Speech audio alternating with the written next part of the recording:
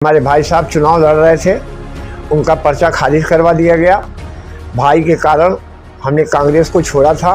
पूरे प्रदेश में गठबंधन धड़ल्ले से चुनाव लड़ रहा है और धड़ल्ले से जीतेगा। जो आदमी भारत सरकार का वित्त मंत्री होकर के क्षेत्र को सिंचित नहीं कर पाया, अब क्या वो प्रधानमंत्री और मुख्यमंत्री बन के सिंचित करेंगे। जो मेरा पर्चा खारिज हुआ है उसमें मेरे परिवार का ही षड्यंत्र है कि पंकज चौधरी नरेंद्र मोदी के उम्मीदवार हैं और वीरेंद्र चौधरी योगी आदित्यनाथ के उम्मीदवार। योगी आदित्यनाथ वीरेंद्र चौधरी को जिताना चाहते हैं और नरेंद्र मोदी पंकज चौधरी को जिताना चाहते हैं। भारतीय जनता पार्टी ने कांग्रेस पार्टी से ज़्यादा एमएसपी किसानों को अपने 10 वर्ष के कार्यकाल में देने का काम किया। ये रिकॉर्ड है। किस तरह का पहले आप सब लोगों को नमस्कार। जनता बड़ी जनार्दन। प्रेस कॉन्फ्रेंस ये है कि हमारे भाई साहब चुनाव लड़ रहे थे, उनका पर्चा खारिज करवा दिया गया। अब मैं फ्री हूँ, ठीक है। भाई साहब लड़ते तो एक भाई होने के कारण भाई का धर्म हमको निभाना पड़ता। भाई के कारण हमने कांग्रेस को छोड़ा था और समाजवादी पार्टी का प्रचार किया था। और हमारे साथ दोनों का एहसान रहा एक बात का कि कांग्रेस पार्टी ने विषम परिस्थितियों में हमको टिकट दिया था और राहुल जी बड़े विषम परिस्थितियों में आकर के आंधी तूफान आया था और उन्होंने मेरा प्रचार किया था। ईश्वर ने मुझको मौका दिया है कि मैं उनके कर्ज को उतारूं, जो जीवन भर नहीं उतार सकता हूं। लेकिन मैं कांग्रेस पार्टी को, मेरे जितने भी समर्थक हैं, जितने भी मुझको चाहने वाले हैं, जिनके भी दुख दर्द में चला हूं, उन लोगों से मेरी हाथ जोड़ के अपील है कि वो लोग कांग्रेस प्रत्याशी को विजयी बनावें। जिस तरह से राहुल गांधी जी ने आकर के हमको विजयी बनाया था और राहुल गांधी जी के द्वारा मैं जीता और जीतने के बाद मैं समाजवादी पार्टी में गया तो अखिलेश यादव जी ने हमारे विधानसभा को सिंचित करने का काम किया था, जिसमें 41 गांव लोहिया और 24 गांव जलेश्वर मिसिर और नौतनवा बाज़ार को सड़क और 132 बिजली का सब स्टेशन और जो आज रोहिन हेड का निर्माण हो रहा है, ये उसी समय का विधानसभा का और अखिलेश जी का प्रस्तावित काम रहा है। ये कप्तानगंज से खनुआ तक की रोड, ये सारी व्यवस्थाएं नहीं हैं, इन लोगों ने किया है। मैं राहुल जी से उस समय मिला था। सिनौली से लेके पीपीगंज तक की रोड बनी थी उस समय। इस समय भाजपा में है, उनका नाम भूल रहा हूँ, जो पीडब्ल्यूडी मिनिस्टर साहब हैं। ये उस समय भारत सरकार के भूतल परिवहन मंत्री थे, पीडब्ल्यूडी मिनिस्टर थे। उन्होंने इस सड़क को उस समय दिया था। अब ये सड़क 4 लेन में परिवर्तित हुई है और अगर भैया लड़ते तो मेरी मजबूरी थी। भैया नहीं लड़ रहे हैं, इसलिए मैं अपने हर कार्यकर्ता, अपने चाहने वालों से हाथ जोड़ के प्रार्थना कर रहा हूँ कि आप राहुल जी के और अखिलेश यादव जी के हाथों को मजबूत करें। जय हिंद, यही हमारा सवाल है। आप गठबंधन के प्रत्याशी का प्रचार प्रसार भी करेंगे? मेरी तबीयत ठीक नहीं है। मेरा काम, मेरे लोगों का काम है समर्थन देना। बाकी बातें जैसे ही मेरी तबीयत रहेगी वैसा मैं करूँगा। अच्छा, ये बताइए, नौतनवा विधानसभा से आप भी हैं, नौतनवा विधानसभा से कांग्रेस अभी क्या पूर्व विधायक अमनमणि त्रिपाठी भी ज्वाइन किए हैं, तो क्या आप दोनों एक साथ करेंगे प्रचार प्रसार? मैंने आपसे कह दिया मेरी तबीयत ठीक नहीं है। और दूसरी चीज़ आपको बता दूं, मैं उनकी बात नहीं कर सकता हूं, उनसे हमसे क्या लेना देना है।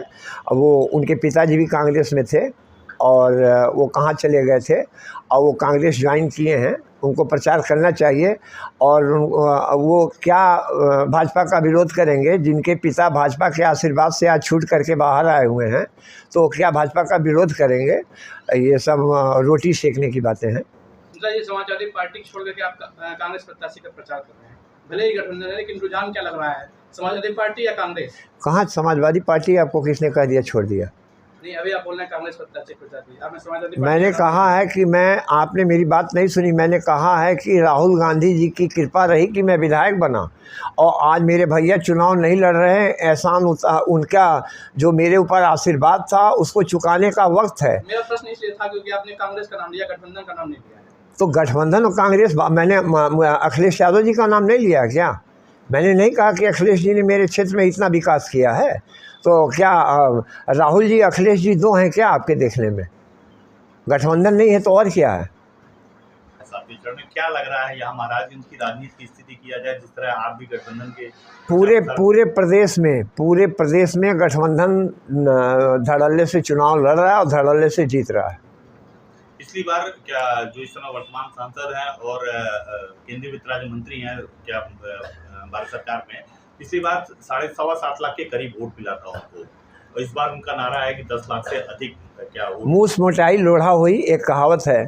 जो आदमी भारत सरकार का वित्त मंत्री होकर के क्षेत्र को सिंचित नहीं कर पाया, अब क्या वो प्रधानमंत्री और मुख्यमंत्री बन के सिंचित करेंगे?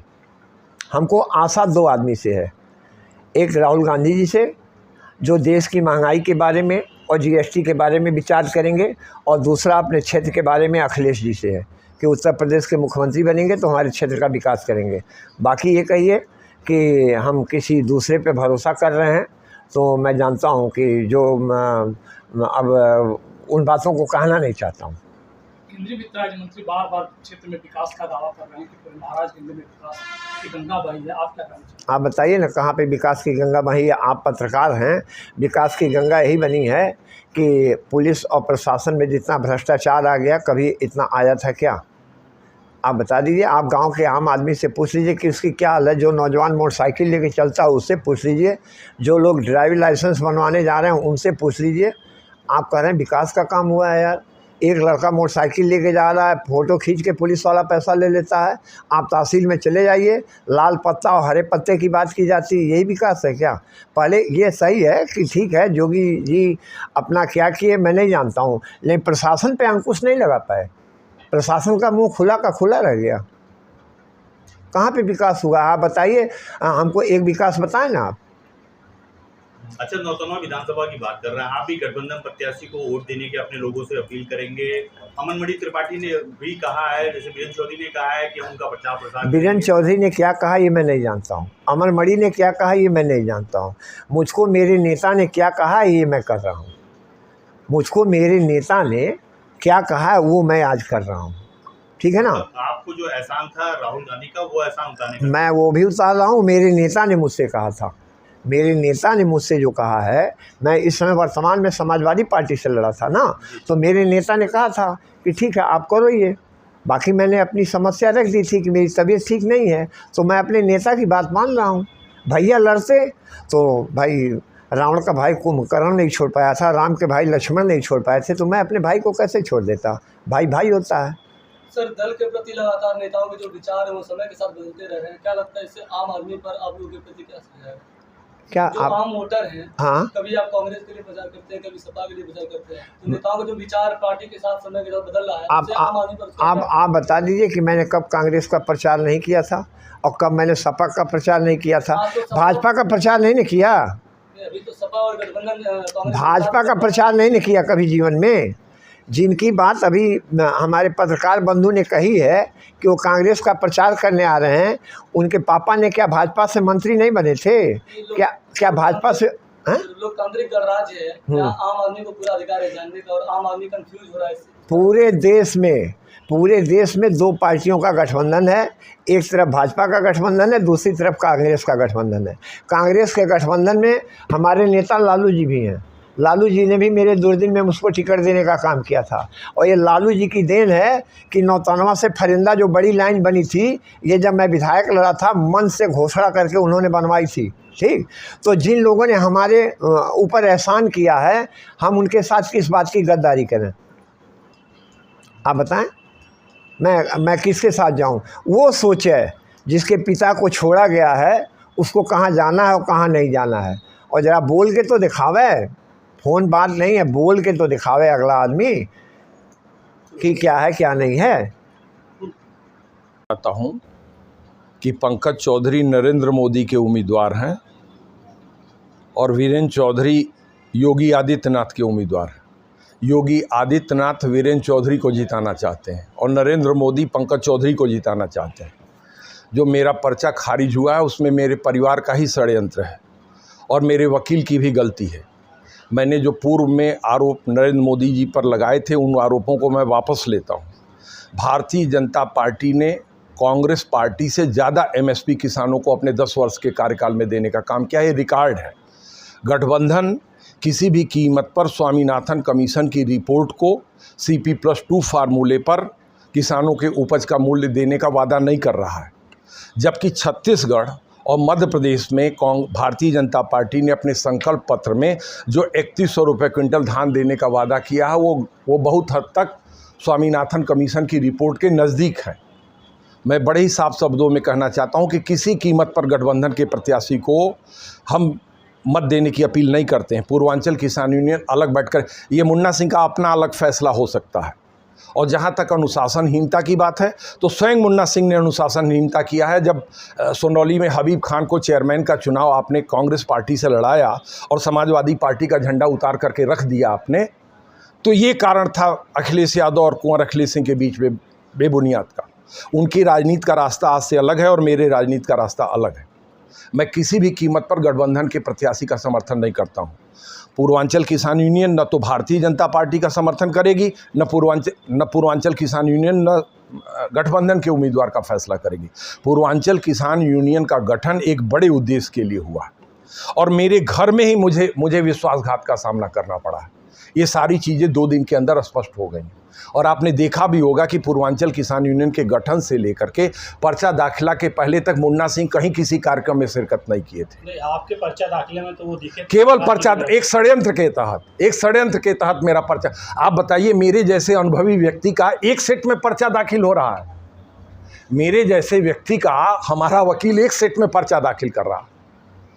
आज तक कभी एक सेट में पर्चा दाखिला हुआ था? ये हमारे ही घर में षड्यंत्र हुआ है। मतलब सीधे सीधे आप आरोप अपने भाई पर ही लगा रहे, जबकि समाज ये कहता है कि आप राम और लक्ष्मण की जोड़ी आप दोनों। देखिए, जहाँ तक व्यक्तिगत परिवार का संबंध है वो सब एकजुट है, एक जगह एक चूल्हे में खाना बनता है। लेकिन जहाँ तक राजनीतिक विचारधारा का सवाल है, मैं राजनीतिक विचारधारा में अखिलेश यादव से कतई सहमत नहीं हूँ। जहाँ तक राहुल गांधी का सवाल है, राहुल गांधी निश्चित ही तौर पे मेहनत कर रहे हैं, लेकिन राहुल गांधी ने देश के किसानों के साथ छलने का काम किया। क्यों छलने का काम किया है? 2006 में स्वामीनाथन कमीशन की रिपोर्ट संसद के पटल पर प्रस्तुत हुई और 2014 तक कांग्रेस पार्टी की सरकार थी। कांग्रेस पार्टी की सरकार ने 2014 तक स्वामीनाथन कमीशन की रिपोर्ट के CP+2 फार्मूले को क्यों नहीं लागू करने का काम किया? जिस वीरेंद्र चौधरी के पक्ष में अमरमणि त्रिपाठी खड़े हैं, जो योगी आदित्यनाथ की गोद में फल फूल रहे हैं, गोरखपुर में वो घूम रहे हैं और योगी आदित्यनाथ की पुलिस उनको गिरफ्तार नहीं कर सकती है। मैं जीते जी कभी भी ऐसे व्यक्ति का समर्थन नहीं कर सकता जिसको अमरमणि त्रिपाठी समर्थन कर रहा हूं। सर, ये वही अखिलेश सिंह का बयान है जो 2012 में अपने भाई के कांग्रेस का प्रचार किया था। आगे भी मैं अपने भाई के लिए प्रचार करूंगा। आगे भी वो रसातल में जाएंगे तो रसातल तक उनका साथ दूंगा। वो जहन्नुम तक जाएंगे तो जहन्नुम तक मैं उनका साथ दूंगा। लेकिन अगर कोई राजनीतिक निर्णय कदम गलत है तो मैं साफ से कहना चाहता हूं, ये मेरे जीवन में मेरे हिसाब से आपको गलत लग रहा है मुन्ना सिंह का गठबंधन को इसलिए गलत लग रहा है कि वो वीरेंद्र चौधरी मेरी वजह से ही MLA हुआ था। लेकिन एक बार भी धन्यवाद देने के लिए नहीं आया कि सांसद जी आपकी बदौलत मैं MLA बन गया हूँ। इसलिए मुझे ये गलत कदम लग रहा है कि पहली चीज़ तो ये कि वीरेंद्र चौधरी अभी लड़ाई के बाहर है, पहले बात समझ लीजिए। मुन्ना सिंह एड़ी से चोटी तक प्रयास कर डालें। जब मैं निकलूंगा सड़कों पे तो उनको अपनी हैसियत का अंदाज़ा लग जाएगा। कुछ दिन पहले अभी इंटरव्यू में सर आपने एक बयान दिया था कि वीरेंद्र चौधरी टिकट पाने के बाद आए थे और आपका पैर छूकर नमस्कार किया। जब MLA थे, MLA का चुनाव 2022 में चल रहा था तब, और 2022 में मैं डंके की चोट पे कर रहा हूँ कि फरेदा में समाजवादी पार्टी की जमानत जब्त हुई थी। फरेदा में समाजवादी पार्टी की जमानत जब्त हुई थी। अभी को उन्होंने एक बात कहा है कि पंकज चौधरी से आपका कुछ लेन देन का बात हो रहा था, जिसको लेके वो सिरे से खारिज कर रहे हैं। कौन सी? कुछ लेन देन की बात कर रहे थे। पहली चीज़ ये है कि अगर गौतम अडानी हमें नहीं प्रभावित कर पाए तो पंकज चौधरी की क्या हैसियत है? अगर गौतम अडानी हमें नहीं प्रभावित कर पाए तो पंकज चौधरी की कोई हैसियत ही नहीं है। रहा प्रश्न विचारधारा का, तो पूर्वांचल किसान यूनियन न तो गठबंधन का समर्थन करेगी, न पूर्वांचल किसान यूनियन भारतीय जनता पार्टी का समर्थन करेगी। क्यों? क्योंकि दोनों पार्टियों ने किसानों के साथ धोखा किया है। और रहा मुन्ना सिंह का सवाल, तो ये मुन्ना सिंह जा करके वीरेंद्र चौधरी के पैरों पर गिड़गिड़ाने का काम करें। मेरे जैसा स्वाभिमानी आदमी जिस व्यक्ति को अमरमणि त्रिपाठी जैसा दुर्दांत अपराधी समर्थन दे रहा हो और योगी जी की छत्र छाया में पल रहा हो। योगी आदित्यनाथ वीरेंद्र चौधरी को जिताना चाहते हैं, अमरमणि त्रिपाठी वीरेंद्र चौधरी को जिताना चाहते हैं। मैं ऐसे लोगों का कदापि उनको जो है समर्थन नहीं दूंगा। कांग्रेस पार्टी किस मुंह से कहेगी? मर गए आज तिवारी जी नहीं हैं। स्वर्गीय राजीव गांधी जो मिस्टर क्लीन थे, उन्होंने जाके बढ़लगंज में हरशंकर तिवारी जी के लिए वोट मांगा था या नहीं मांगा था? आज से हमारा ये विरोध नहीं है। ये जब हमने राजनीति शुरू किया तब से हमारा ये विरोध है, और ऐसे लोगों का कतई हम समर्थन नहीं कर सकते। मतलब भाई भाई में विरोध शुरू है? नहीं, भाई मेरा कहीं से भी चुनाव लड़ेगा तो मैं उसका समर्थन करूंगा, लेकिन मैं इस बात का समर्थन नहीं करूंगा। मैं सीधे कह रहा हूं कि आज मैं बड़े आरोप लगा रहा हूं कि मेरे परिवार के द्वारा ही जो षड्यंत्र रचा गया, हमारे वकील ने जो षड्यंत्र रखा, उसमें मेरा पर्चा खारिज हुआ है। आज तक कभी एक सेट में पर्चा दाखिल हुआ है? 1989 से हम चुनाव लड़ते चले आ रहे हैं। 1989 से हम चुनाव लड़ते चले आ रहे हैं। और जहां तक अखिलेश यादव का सवाल है, तो अखिलेश यादव और कुंवर अखिलेश सिंह का रास्ता अलग हो गया। जिस दिन हमने पूर्वांचल किसान यूनियन बना दिया था, उसी दिन रास्ता अलग हो गया था। मैं राजनीति में मैंने आज तक कभी हरिशंकर तिवारी के दहलीज पर कदम नहीं रखा है, लेकिन उनका परिवार मेरे दरवाजे पे आया है। मैं ऐसे तत्वों का कतई समर्थन नहीं करता, कभी नहीं करूंगा। मैं मर जाऊंगा तब भी नहीं करूंगा। आप बताइए कि अमरमणि के लोग आज गठबंधन के लिए वोट मांग रहे हैं कि नहीं मांग रहे हैं? और वही अमरमणि त्रिपाठी गोरखपुर में खुलेआम घूम रहे हैं कि नहीं घूम रहे हैं? और न्यायपालिका के आदेशों की धज्जी उड़ाई जा रही कि नहीं उड़ाई जा रही? किसके इशारे पे? योगी आदित्यनाथ के इशारे पर।